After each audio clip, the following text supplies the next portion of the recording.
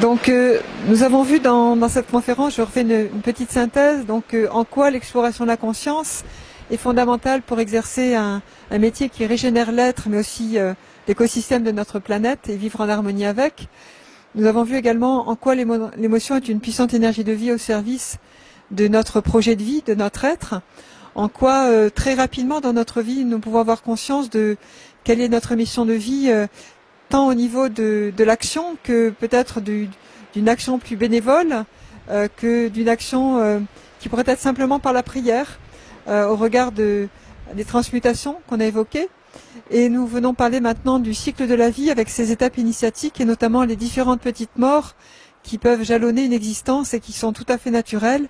Elles vont de facto avec l'avancement en âge et on pourrait dire que avec l'âge, comprendre sa vieillesse pour enseigner la sagesse pourrait être un adage significatif et important et intéressant. Et en quoi les différents âges ont toute leur utilité parce que chacun vit dans des différences de conscience et la synergie entre ces différentes étapes transgénérationnelles pourrait être vecteur de conscience et de sagesse dans notre société. Nous allons passer maintenant aux techniques d'exploration de la conscience. Et avant de passer à cet espace-là, je voudrais souligner plusieurs choses, poser quelques références que je mets toujours à votre partage, à votre sagacité, à votre réflexion. On peut subir sa vie. Subir sa vie pourrait dire que je subis mon émotion, je subis la vie comme étant un fardeau, comme étant quelque chose de difficile. Voilà, je subis ma vie. Et puis on pourrait dire à un moment donné que la lumière en nous s'éveille et qu'on peut commencer à sentir un donner-recevoir beaucoup plus fluide de notre vie. C'est-à-dire un donner-recevoir qui pourrait être au niveau de l'euro, du donner-recevoir au niveau de la prospérité et de la richesse, mais une prospérité qui pourrait être aussi énergétique. Je suis en pleine santé, c'est important, mais aussi une prospérité plus énergétique au sens et émotionnel. Je partage avec mes amis, avec même des gens que je ne connais pas dans la vie, et je pense que chaque chose qui arrive dans ma vie est une bénédiction ou quelque chose qui va m'apporter quelque chose de nouveau. Et donc ça veut dire que je suis en respiration. Je ne suis plus forcément dans un espace où je vais m'accrocher aux choses, mais je vais être dans une fluidité de l'être, des dimensions de l'être et maintenant du donner-recevoir de la vie. Et puis je peux partager sur de l'intuition, de la connaissance avec la vie, sur la connaissance intellectuelle avec des personnes, mais aussi sur le fait d'être moi-même abreuvé de connaissances qui vont faire que je vais savoir faire des choses que j'ai jamais appris à faire. Donc c'est un donner-recevoir. Je peux à un moment donné avoir conscience d'apprendre quelque chose de façon très facile et très simple, alors que je me faisais toute une montagne de ça. Ça dépend d'un niveau de conscience. Et puis je peux aussi être dans un espace d'être, un espace de conscience qui va être très fluide aussi dans le donner-recevoir et dans des états où je vais être tout simplement dans la joie, dans la perception de ce qui peut arriver comme étant un bonheur à chaque fois et vivre ma vie avec bonheur. Donc se pourrait-il que la joie, le bonheur et l'amour soient des espaces intérieurs qui dépendent que de nous et non pas de qui que ce soit ou de quoi que ce soit autour de nous.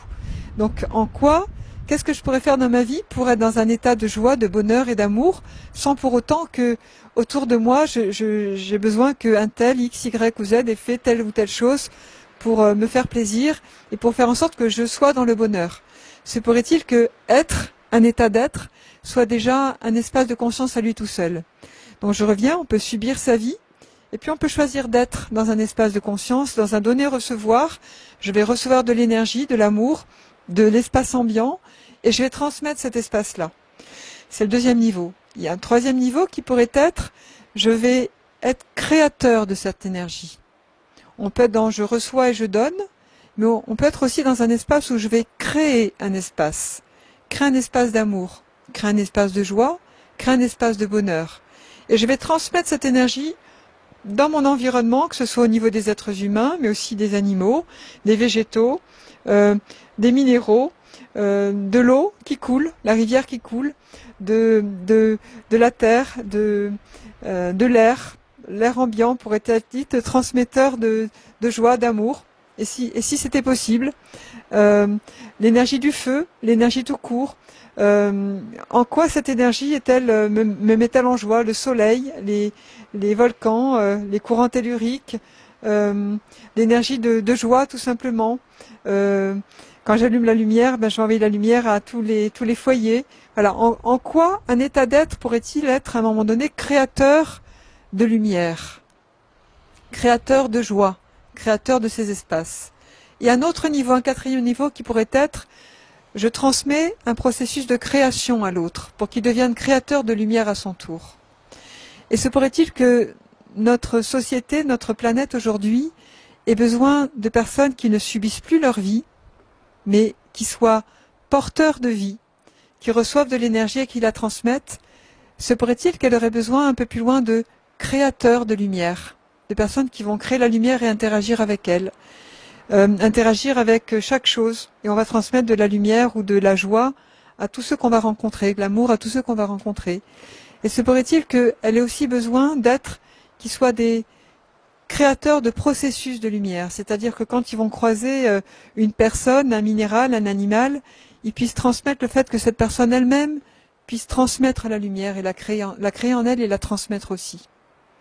Donc je voulais parler de ça avant de parler des techniques d'exploration de la conscience. Alors bien sûr que plus on est créateur d'un processus de lumière, de création de lumière, et plus on va aller dans des états profonds de conscience de façon stable et intégrée. Alors j'ai introduit deux notions, la notion de stabilisation d'un état et d'intégration d'un état de conscience.